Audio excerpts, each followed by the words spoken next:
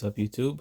And today I want to talk a bit about distractions and the big one, focus, and why this, and how, maybe give some tips on how to build some focus in such a distracted world. So, first off, distractions are anything that that takes you off course of where you're going, something that you're doing. It Most times it's when it's aligning with your purpose or why you're here on this planet. That's what distractions are. Distractions, if you just want to like have like a gist of what they're here to do, the distractions, you have to pay attention to what they rob you of. They rob you of they rob you of your time, and they rob your mind as well. These are the two things distractions seek to control: your time and your mind. Because anytime you're doing something and you get distracted, you're losing time and you're losing some mental power. So a lot of times in the world, especially in this time or period you're living in, with obviously no one has to be so conscious to know that, with all the social media, with all the phones, with all the screens we are looking at, we are very distracted. And there's a lot of people who are now wondering, like, how are we even gonna get out of it? Is there a way out? Is there a way we can even start to mediate ourselves in all this information that is bombarding us all the time? And through my own battle of this, as somebody who's growing up in this time, and in my mid-20s now, and I'm going kind of grew up in this era, I realize it's because a lot of us are fighting this battle the wrong way. First off, what I mean by that is, we think we think we need to just get rid of them. We said, oh, so sometimes we'll be like, I need to mitigate the amount of screens I'm looking at. I need to get rid of all of these. Maybe if your distraction is food, some people, they say, okay, I just need to get rid of all these food apps. If I get rid of Uber Eats and DoorDash, I'll be good. And to share a personal story, one time there was a time in my life when I did want to focus more and I wanted to lock in. I was reading some books, and they were talking about getting rid of distractions, and I felt inspired. And I remember I took my Nintendo Switch and I brought it back to GameStop. Mind you, I had just bought it. And the girl, when she saw me, she and I said I'm returning it, she gave me this look like, hmm? And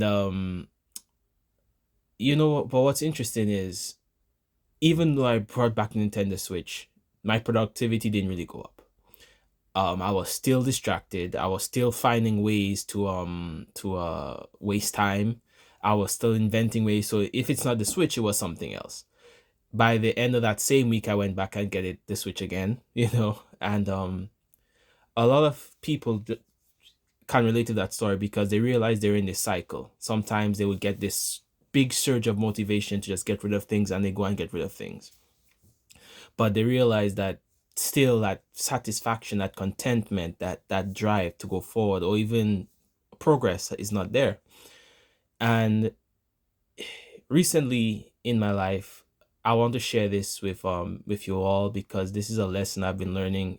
Whenever I get the same lesson from like a couple different sources, I realize it's something I have to be focusing on, because I've been trying to learn more about focus lately. And there's this book I started reading. The first section of the book, it was talking about first facing the enemy within. Then I was listening to another person speaking, they were talking about the same thing, and then I was listening to preaching was talking about the same thing, about the power of when the mind, the heart, and the body are all in sync, when they all decide to move towards something. And so basically the lesson here is, it doesn't matter how much things are outside of you that you shut off. If inside there's still turmoil, like the distraction, the anxiety, the scattered brainness, it starts inside. It starts inside from you, and it comes out. You start creating it around you. So now, by the time you in 3 years, for example, you'll notice, wow, I have so much screens. I have a tablet, I have 2 iPhones, I got a video game screen. I got a bunch of monitors all over on me. Why I have all these screens? And like you're doing this, and you're like, okay, I gotta get rid of some of these screens. But while that is true, you may have to get rid of some of these things, but you also have to learn to find out where they're coming from. It's why self-reflection is very important. You have to understand what do you want? What is causing you to create these things? All these things are coming from your mind. These countries we live in, they make a lot of money off of us, and the people who have found out this human ability, they make a lot of money out of knowing that this mind that we have is our path to destruction, or it's our path to wealth. You could die dumber than you were born, or you could die gifting the world some amazing knowledge. And because there are certain people who know that, they know how to use it against you. There are even sometimes even people in, not even in the elite status, there are some people in everyday life. Sometimes it's a boss at work. They know how to use this thing against you. You have to understand all of these things are coming from inside of you. You have to do some self introspection of what it is, what's what, and you have to notice the split in yourself. Notice that you can't even sit still. Like you're eating food, you have to be watching a movie. You that is enough to realize, okay, there's something in me that just can't do one thing at a time. And it's really hard. And I know it's hard to heal from all this and to climb up. It seems like a great mountain. But I wanna give some encouragement. First, don't try to make big leaps. Uh for example, okay, let me use this example. Let's say you realize that you may spend too much time watching adult content online, right? Don't just go and delete. If you have like a, maybe you're subscribed to some OnlyFans, don't just go delete all of them. You're not gonna do anything for yourself. If you don't fix what's inside, you're gonna go back. You understand? Then you're gonna make yourself feel worse because you're in this cycle. delete the delete the accounts, delete the apps, get rid of the screens when you there's no more of a pull towards them, because what's inside got healed, so there's no more of a pull. The way I kind of got rid of, like, my video game screen is not no longer in my room where I can see it. It's because for like a month I wasn't playing it. It was there, but I wasn't playing it because I had found what I really wanted to do. I had found out why I kept spending so much time on the video game. So when once that place was filled, it was just taking up space. And then when I removed it, it's like I don't even miss it. You understand? That's how you know you've really achieved focus, is when it's not when it's just like when you say, okay, you get that rush and you're like, all right, let me just get rid of this. No, you know you've achieved focus when you're removing the thing because it's no longer pulling you. And that's how you know you have focus. Focus is the ability to not be pulled anywhere, not by your mind, not by your heart, not by your body, because those are the three things that are going to pull you. Your mind is going to pull you, and when there's a split in a human being, the mind will want to go one way, the heart is going another way, the body wants to go another way. So do little things first. Do not try to become a guru at first, but do try little things. One of the practices I did, for example, with my anxiety, social anxiety, was I would audibly say what I was going to do. If I was going to walk and get some water somewhere and I saw somebody there, I would literally tell myself, I'm going to get some water. I'm going to greet that gentleman. I'll mumble it under my mouth. Just so my body and my heart, my mind, everything could hear what we're going to do. It's all about putting yourself into subjection. You have to give yourself a clear goal and say, this is what we're going to do. Start small with things like that. Another thing I wanted to, piece of encouragement I want to give you is, when you start small, don't think starting small is so much of a bad thing. Your brain only needs to see a little bit of victory for it to start changing. You know, that's just how the brain works. It only needs a little bit of evidence that this something works, and it starts flooding the body with new hormones. It instead of, for example, if you're somebody who is anxious, instead of in a open place, it floods them with the hormones that build fear and caution and shuts the whole system down. It will start flooding the hormones if it's okay, open up, you're safe.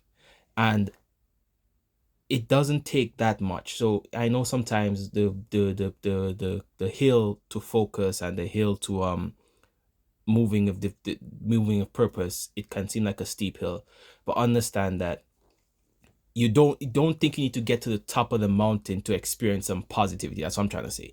Don't think you need to get all the way up there. You need to be that monk who can just focus anywhere for you to start seeing the changes in your life. You'll start seeing the changes in your life when your brain just starts realizing, oh, I don't need this anymore. Oh, okay.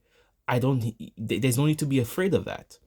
For example, if my I could call it like a victory over like just spending excess time on the video game. It's like I'm not a monk. I'm not at any point. I have a lot of work to do still with my focus problems, and but with that small victory, it kind of made me realize that the next thing I'm fighting is I could overcome it as well. And I have evidence now. It's not like I'm just telling my brain, "Oh, you can do it. You could do it." I've seen it. I've seen myself grow out of something. I've seen myself not need something to fill a gap in me anymore. If you understand what I'm saying. So just the gist of this video. Don't just when it comes to if you're trying to like mitigate the distractions in your life, start from inside first. Uh, First, feel the pull. Feel what's pulling you.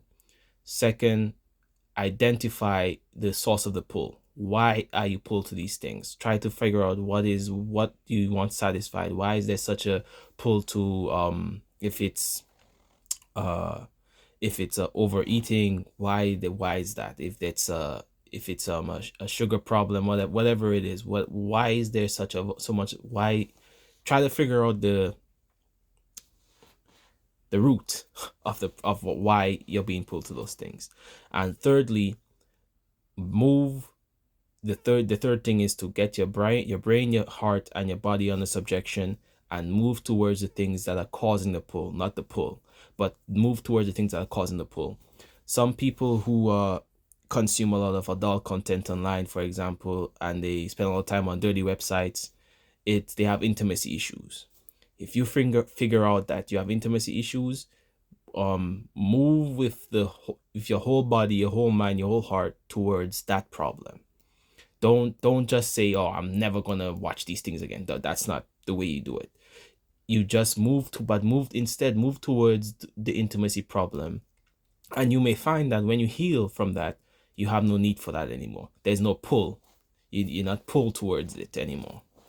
So I hope this video helps, and it's this topic needs to be talked about more because I perceive that very soon the lack of focus in the world and even the younger generation coming up right now, it's gonna show a lot of very terrible results in the mental health stage, because I think the split between people, I even sometimes I'm observing it already at work, at sometimes the split between people and the fact that they can't stop stimulating themselves.